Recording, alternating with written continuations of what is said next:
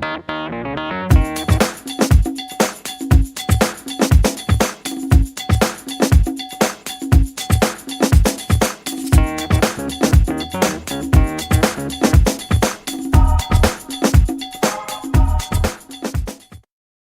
we have for everyone. We'll start ladies first on the end here.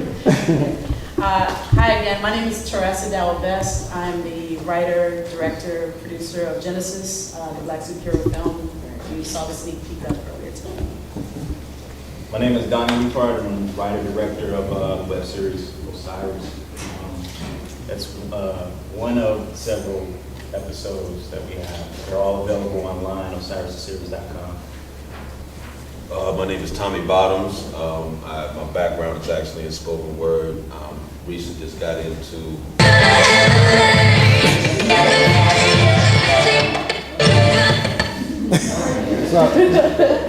Into lip sync. You said spoken word, so yeah, my background is actually in spoken word as far as my artistic background. I got involved with the project by a good friend of mine, Malik Salam, who's the writer-director of Eternal. I'm probably the newest person in filmmaking in this, but happy to be here. Hi, my name is Bree Newsom. I'm the writer and director of Wake. And just to plug real quick, I brought some posters and DVDs if anybody's interested. Go ahead. Hi, I'm Steve Barnes, and I didn't have anything to do with any of the films that you just saw. I'm a television writer of Twilight Zone, Outer Limits, Andromeda. I've written novels for Star Trek and Star Wars and a bunch of other science fiction novels and mystery novels and stuff like that. So for some odd reason, they thought that it would be useful to have me here. So we'll see if they were right. All right, we're going to get right into questions. This one, whoever wants to jump in, we really would like to hear from all of you on this one. What makes a work of visual or literary art black science fiction, fantasy, or horror? Does the hero have to be black, the main characters, the director or writer, or is it a combination of those elements? I personally would say a combination of both.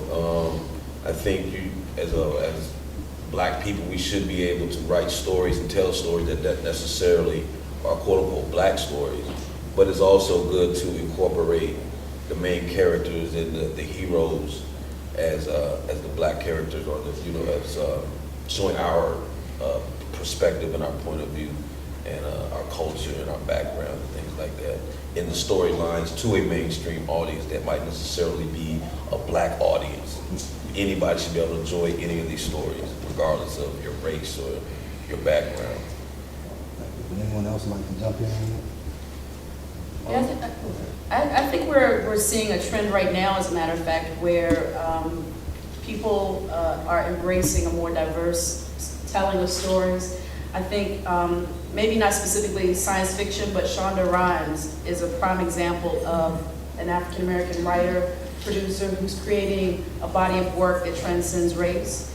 And truth be told, that's the work I strive to do. I would like to serve the people that groomed and made me, certainly.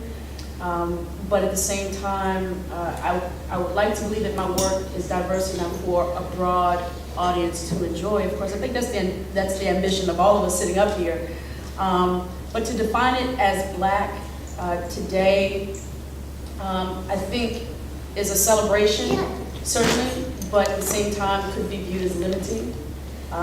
If that's your goal, is to satisfy a certain demographic and that demographic only. I don't think we live in a time now where that's as viable as, say, the 70s during the blaxploitation era, where that was pretty much how they made their money and their notoriety.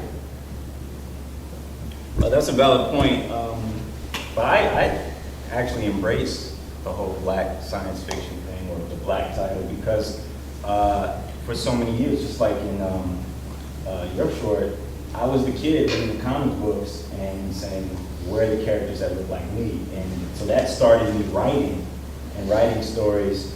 And so I know there's so many black nerds out there, you know what I mean, who just don't get represented. You see Comic-Con, you see all the, different colored faces, you know what I mean? But I feel like, to go back to the original question, I think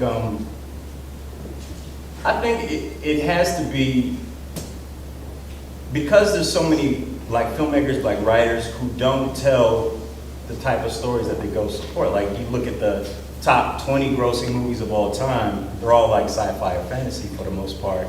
And that's just not a Caucasian audience, that's every kind of audience. So I ask the question often, if black people go see these movies, then how come we don't see more black filmmakers making these types of movies, writing these types of books and movies, etc.? So where are they? Why aren't they support it, but they don't do it themselves? And so I feel like it should be classified as black. I think it should be more than just sprinkling a few black characters in the movie. I think a black filmmaker should put his voice out there and his perspective of the superhero movie, his or her perspective of the superhero movie or whatever, science fiction thriller or, you know, True Blood type of storyline, you know what I mean? So, and you put a new spin on it. Yes. My esteemed panelists have dealt very, very well with one half of what the question was, which is the question of what makes it black science fiction, fantasy, or horror. But the question of the definition of what science fiction, fantasy, and horror is hasn't been covered. I thought it might be useful to touch directly on that, since most of my background is as a science fiction writer, and I've had a lot of opportunity to sit in a room with some of the biggest people in the field talking about just exactly what is this stuff. To go kind of broadly, all fiction is fantasy because it didn't happen that way. But fantasy, the way we usually define fantasy, is a what-if proposition that utilizes magic of some kind to control the world and to knot the world together. So let's say vampires in a fantasy novel will exist simply because somebody says they rose from the dead, and if you drive a stake through the heart, you kill them, and you show them a cross, and so forth. So that's all fantasy. There's absolutely nothing about the universe as we understand it that relates to this. On the other hand, you can do vampire-type stories in movies like, well, the original novel, I Am Legend, that was turned into the Omega Man, and then Will Smith's movie, I Am Legend, where it's this kind of a vampire situation, but it's a disease. So they're kind of trying to relate it to biology, the way we understand it. So you could say that science fiction is a subset of fantasy that has to obey the laws of science and the phenomenological universe and physics as we understand it, but they might let you break one rule. They might say, okay, we'll let you have time travel. If time travel exists, what might happen? We'll give you faster than light travel. You don't have to explain it. But now tell us a story. Tell us a story that can only take place in a universe in which this is true. And all the other rules have to be consistent with the rules of science as we understand it. So that game of what if, it's like the three basic questions of science fiction are considered to be what if only, and if this goes on. Okay, now horror is a different thing than that. Horror, it just talks about a type of story that is designed to create the dominant emotion of fear. So you can have science fiction horror, fantasy horrors, psychological horror, any kind of thing, because what you're trying to generate is dread in the audience. Alien is science fiction horror. Night of the Living Dead is fantasy horror, kind of, sort of. Okay, and Silence of the Lambs is psychological horror. So I just wanted to kind of lay down some definitions there. My partner faded off into the. All right. How and why are black people negatively portrayed in the media? How do these images affect society? Because we don't just want, we know that we're portrayed, but how and why are we portrayed negatively? You had to go there, didn't you?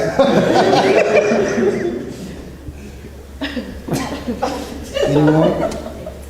Y'all got to talk. 'Cause I'm going to make a nuisance of myself. I think we're all trying to figure out how far back in history we go. That's what we're all trying to figure out. Like, I was like 20th century, back 17, like, where do I start with that? If we were starting right now, I would say it was because we choose to be portrayed that way and we embrace it. I think if we were talking 50, 60, 70 years ago, it's something different.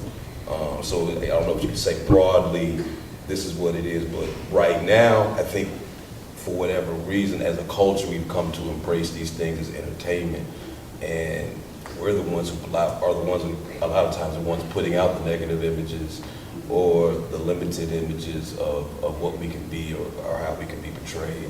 So I don't know if we can necessarily say we're talking right now, you know. Another time, even like the blaxploitation film. I think in, you know, there was a lot of backlash during that time from certain black groups that those were negative, but they were if you look at the like the Mac and what was the other one?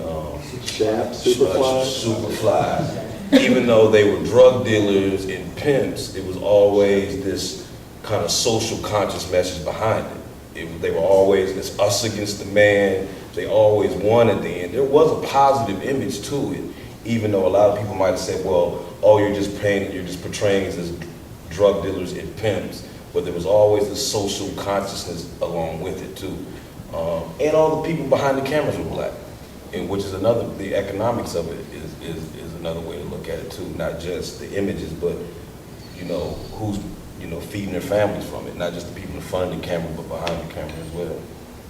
I think what we're fighting against is stereotypes. You know, there's just certain social stereotypes. It's not like the media exists separate from society. You know what I mean? So it's like there are certain stereotypes that still exist about the black community, and we get those, you know, a lot of times I think what we run into as black filmmakers and anything dealing with blacks in media is when you put out something that contradicts those stereotypes, people question whether or not this is true. Like I hear that a lot. Like for instance, when the Cosby Show came out, well, that's not really how black people are. You know what I mean?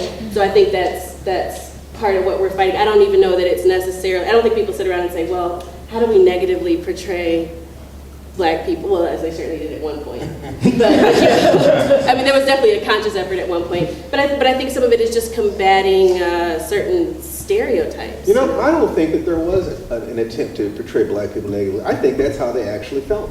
I think they thought they were actually portraying us the way we are, actually giving That's good true. portrayals. Yeah. I mean, you know, with Gone with the Wind, they thought they were giving Butterfly McQueen and so forth an excellent role. They didn't understand what was going on with that. I mean, when you ask why one group portrays another group negatively, you know, all I can ask, have you ever watched the way Hong Kong Kung Fu movies portray Japanese? I mean, it's like, you know, really, I mean, the idea of any group A portraying group B as being their equal is absurd. The dominating mythology of every group of human beings in the world, with the possible exception of black Americans, is God made us first and loves us best. I mean, you can't expect people to do anything other than that. That's how they roll. That's how everybody does as human beings. There's nothing easier than getting any group of people defined culturally to sit around and talk about how they're superior to whatever they're defined in opposition to. So the reason why this has happened is that tendency, plus a huge amount of guilt and fear related to slavery and Reconstruction and you know, so forth. They're waiting, in other words, when are we gonna get even? In essence, I mean, there really is a lot of fear around that, because they know that if the positions were reversed, they'd want to kill us.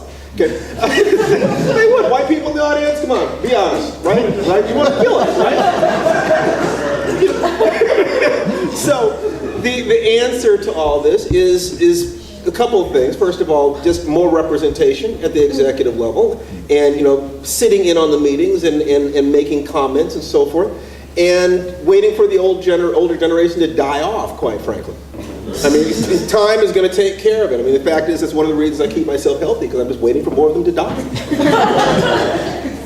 I think I don't know. I'm a person who is in with the let's blame media, let's blame white man, let's blame whatever, because like Tommy said, I think a lot of people are, you know, it's all about green. I mean, at the end of the day, and like whenever I want to give myself a migraine headache, I just go to World Star Hip Hop, and but you know, you laugh, but that stuff is reality. Like for the most part, it's either real, like somebody had a camera phone or whatever, and they captured something that happened in reality, or it was a music video that, you know, some guy with a Canon 7D made, you know, in a marijuana smoke-filled, you know, dark room in their house while they, you know, they're on house arrest. So like, you know, and you look at those videos and they have hundreds of thousands, if not millions of views. But then you go to something that's more, you know, positive or uplifting or whatever, and it's got, you know, measly 400 views, if that. And so it's like executives look at those numbers, it's not a, you know, something they're manipulating. They look at those numbers and say, hey, this is what people want, apparently. You know what I mean? So it's a question of, is art imitating life? Is life imitating art? Or what's going on there? And as content creators, we have to look at that sometimes and say, well, okay, do we give the people what they want, or what they claim they want, or what they, or at least what they show that they want with their wallet? You know what I mean? Or do we just keep, you know, doing our thing? So I struggle with that question, in that the whole stereotypes thing, because in all honesty, some of the quote stereotypes you see in movies, there are people like that in my family. You know, and you go back home in Detroit right now and see, you know, some people portraying in real life those stereotypes. I talk to a lot of black women who love that show Scandal. And I say, you know, Olivia Pope. Why you look over here?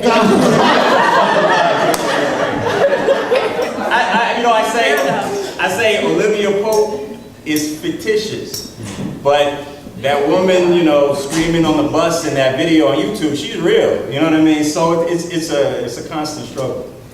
Well, I would challenge it though, because Olivia Pope's not fictitious, you know, she's based on an actual. Well, I mean, just the series itself. Oh, it's okay, not a yeah. documentary or something. Oh, okay, yeah. You know, right now, with television in particular, I mean, we're seeing this trend of little to no representation on television again, which is concerning to me, especially just 3 nights ago. I remember watching, I don't know, I was kind of flipping through something, and I was thinking to myself, what happened to the time where at one point we had Cosby, Different World, Living Single? I mean, it was like at one point we had this menu of representation, and then suddenly all our hopes and dreams rest on the shoulder of Olivia Pope right now. And for better or for worse, there's a lot of dialogue about this black woman, this black character, as an adulteress, barking at, you know, and at the same time, it's, well, if she'd been portrayed by a white actress, will we be still having the same conversation? I mean, if you look at a show like Damages, and you have someone like Glenn Close, who's portraying, you know, a damaged person herself, but no one, you know, said a word about that. And I think a lot of times, right now, what we're seeing is that we're not putting our viewership, like you said, behind the quality. We're putting our viewership on user-friendly based content like YouTube and I don't even know, what's the name of it, World Star, somebody. I try to avoid it as best I can, because the few things I've seen on it, I'm just like, wow. You know, I know I've been known to quote Sweet Brown myself, but I happened to see today, as a matter of fact, she's a spokesperson for local dentistry. There's a dentist office that's using her as their spokesperson with gold fronts, and I just thought, wow. And then they show the picture of the 2 dentists, and it's a white man and a white woman, and you know, it's just damaging and hurtful. We go through these waves of fight, struggle, complacency. Fight, struggle, complacency, I think. And right now, I think we're in an era of complacency. I think we're accepting whatever that's presented to us in general. And the 1 or 2 things that are tossed our way, we either jump on it and embrace it, or jump on it and criticize it, and there's no place in between. And I think we're seeing a lot of that right now. And then you have folks that are sitting here that are just like, you know what, I'm bucking the system, I'm putting it up myself, and that's what I'm just gonna do. And I think that's where true art and true storytelling rest now anyway. I don't think we can look to the same places as commercial television and film for the answers or the images, quite frankly. However, I had some really strong things to discuss about Django, but I guess we'll get to that later. It's funny you mentioned that. Hey, I was trying to hear a question about it. I'd like to make one comment about Scandal. Sure. You know, one way I'd like to give it props, and that is that they mentioned this at the Image Awards. It's been 40 years since there was a dramatic series starring a non-white, well, starring a black woman specifically. And in the history of network television, there have only been about 4 successful dramatic hour-long series with non-white stars. So every time you see one of those, tons of comedies, almost no dramas. So I'm really pulling for that show to make it. It may be, you know, scandalous. But this is where we're but it's funny, though. important. Here's where we're funny. we'll get behind Scandal. I love Scandal. I'm sitting here looking at my watch. Come on. But folks are not willing to get behind Deception the same way.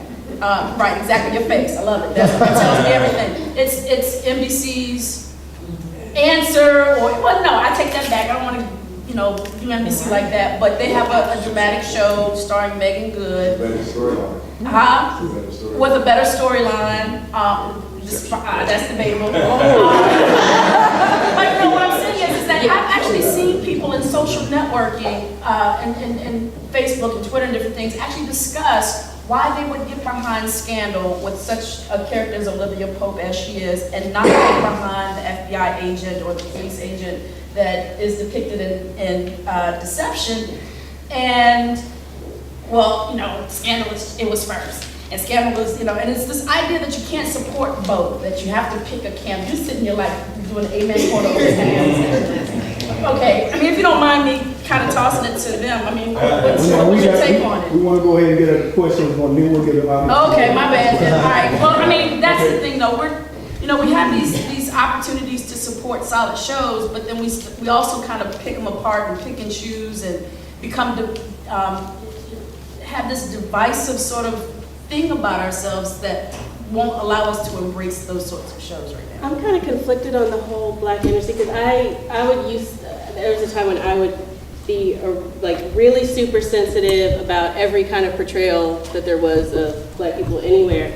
And then when I started thinking about it recently, I realized like I kind of long for the day when one Black image doesn't have to be the representation of all Black people, because that's like when you really reach freedom. Like if you think about it, like we don't sit around and discuss white characters. We don't discuss how a white character in a film represents all white people. That's not even an issue. It's just not even something that comes up, and that's just the difference between white privilege and what we deal with. So it's kind of like, on the one hand, I am really sensitive about the way that Black people are portrayed, but on the other hand, I really long for a day where a Black character doesn't have to be perfect, that they can have flaws, like that Olivia Pope can be this three-dimensional, flawed human being, and it doesn't have to reflect negatively on me as a Black woman, I guess, Okay, we have, our next question kind of segues into the Django statement that you made earlier. Okay, Django Unchained has created a stir in the movie industry. What effect do you think it will have on the future of Black film, if any at all? Go ahead. I've heard a lot of the criticism, and I don't know what. I guess the main thing of what I used to hear is, Tarantino didn't have a right to tell this story, or he's not the person to tell this story.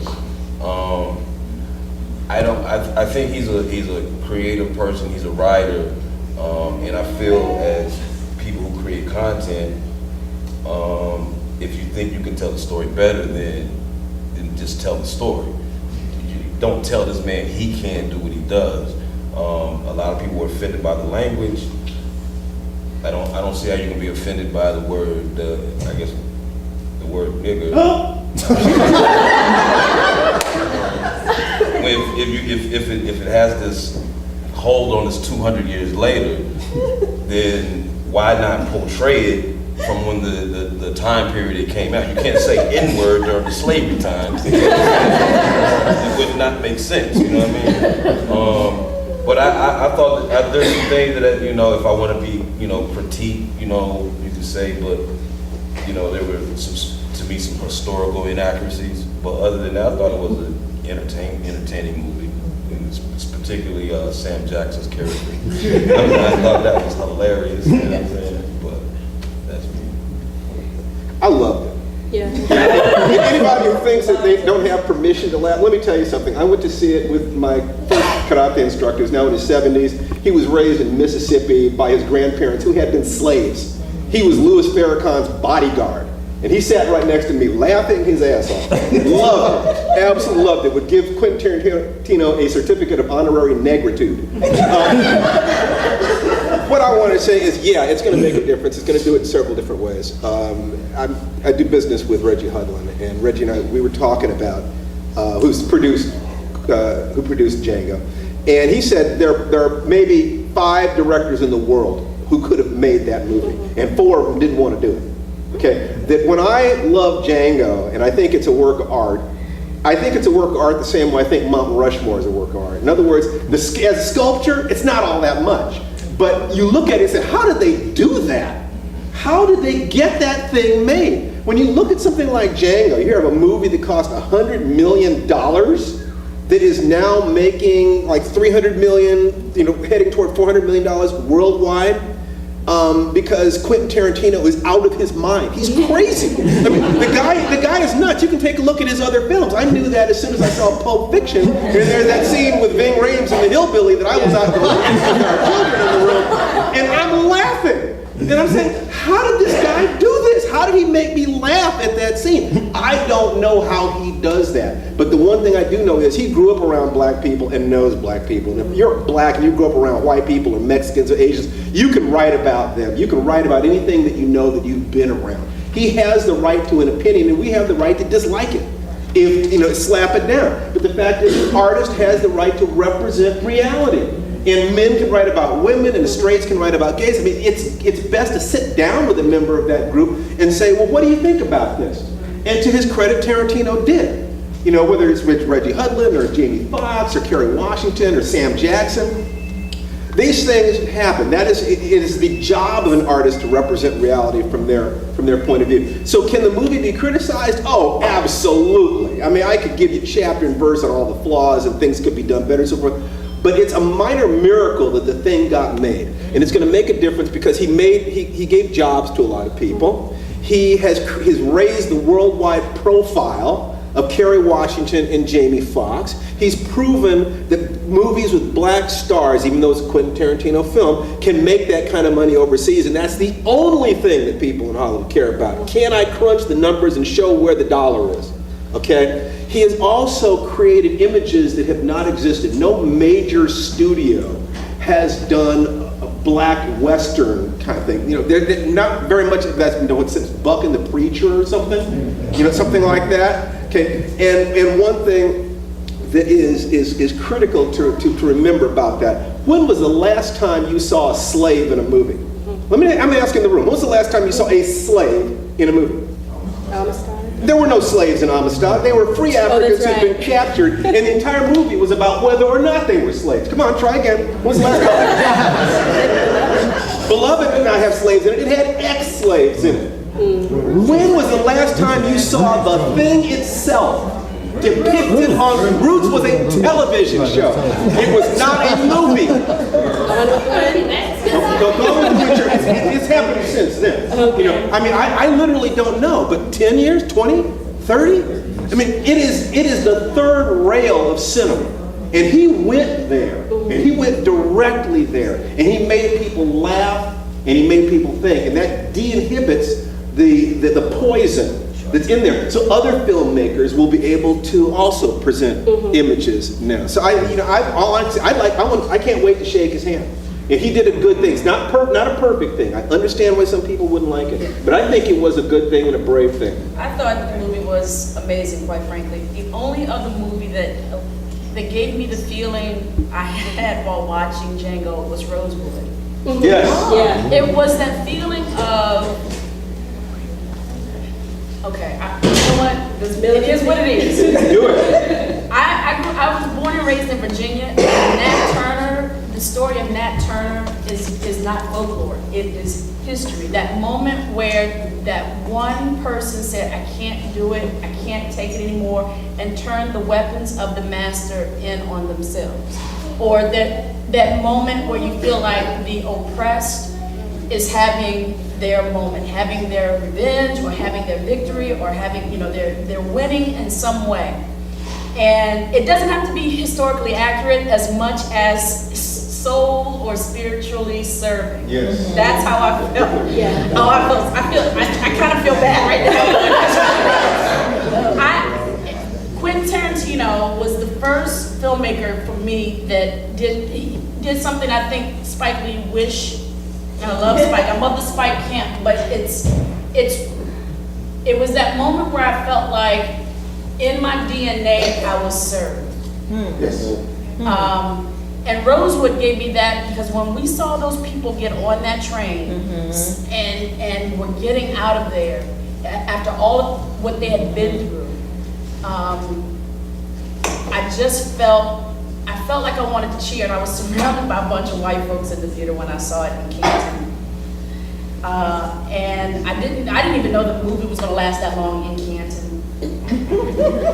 And I was nervous at first because I sat there going, I can't celebrate. I can't be okay with him whipping the slave master with his own whip.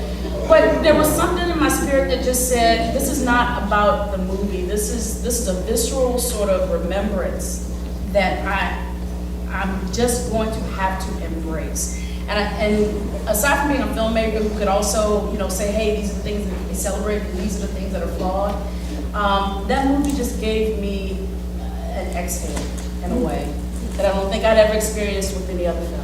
I'm just so glad I don't have to defend Django because I've been doing it for so long. I've been having so many arguments with filmmakers about this film. I was so glad that y'all just were on the same page, so I didn't even have to say that again because I feel the exact same way. And I felt like, in my debates with other filmmakers, I really felt like the sticking point always came back to the fact that the director was Quentin Tarantino. And it was a white man who directed the film more than, we always ended up really just debating that and not any content in the film. And I personally have a problem with that because I feel like if you say that any director, to say that he can't direct something because of his race means that I can't direct something because of my race or my gender, and I just refuse to accept that.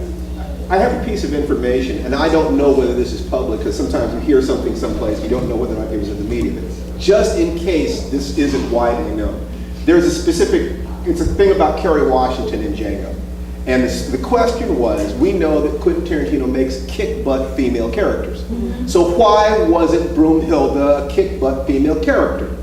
Reggie Hudlin asked Quentin Tarantino that. And Quentin Tarantino said this, that black women have always had to protect themselves. Yes. They have always had to fight for themselves. They never had a hero to come and rescue him. Yes. Rescue him. And that's what he wanted to give them. Yeah, because I tell you what, when he opened up, I can tell you a lot about myself, but at that moment, all bets were off. I think, go back to the original question, I think, and not to counter you too much, I think the reason why it's not going to really change much is because we've seen this before. We've seen, the movie with the black lead or the all-black cast, whatever, be a big hit, and then you think, okay, this is a new wave coming, and then nothing happens. I mean, Will Smith is one of the biggest stars in the world, and we don't see a bunch of other Will Smiths. He's pretty much it. That's all that will be accepted. So I think while the wave, the euphoria, as we see here on the panel, is still like fresh with people like, oh, this movie, and then the Academy Awards will kind of bump that up maybe a little bit more. But eventually it will pass. Tarantino will move on to another type of movie. He won't be making all black films from here on out. And like you said, it took somebody of his stature to make this movie. It was a rare movie, as you said. It was a rare thing that this happened. So that's why I don't think It's not going to make a gigantic change. You're 100% right. But it's like Barack Obama did not create the wave, he rode the wave, okay? Quentin Tarantino, what you're seeing is a whole bunch of different things happening. It's not that this one thing is going to click and suddenly we're all going to be holding hands singing We Are the World. That ain't going to happen. But what you are going to see is like the black exploitation movies, the first few of them were pretty good. Cotton Comes to Harlem and Shaft and Superfly. And then they got crap. And the crap movies drove out the good ones, just like counterfeit money drives out good movies. But even though those black stars did not keep going, there were black people who worked behind the camera and got experience in writing, and those stars did small roles in other movies, and they set the ground for the next generation. We're no more than one generation away from the kind of change. I've lived long enough to have seen so much change in that sense that I can see the points. I can see a whole bunch of different things that are happening. If you want to change, you guys are the ones that are in the position to make that change. The hope that you're looking for is right here. It's not Tarantino or somebody else. It's you guys or nobody at all. I think that's a great dictate also in terms of creativity. I mean, the fact that we have the internet, we have the tools for which to promote our movies with social media. I mean, does that not contribute even to our viewing habits, quite frankly? Because I think a lot of people saying that we were moving away from movies, from TV stations or shows because we didn't see what we want to see. So now we're going online and looking at some of these things. I think Excuse me a pointed- moment, oh, I'm sorry. before you answer, I'm so sorry, but we're going to have to wrap up. We are over time. So how about I give everyone one last chance to answer and then a big round of applause for everyone, and maybe we can continue the conversations out in the hallway. I hate to shut it down, but you guys have shut down the joint. Congratulations.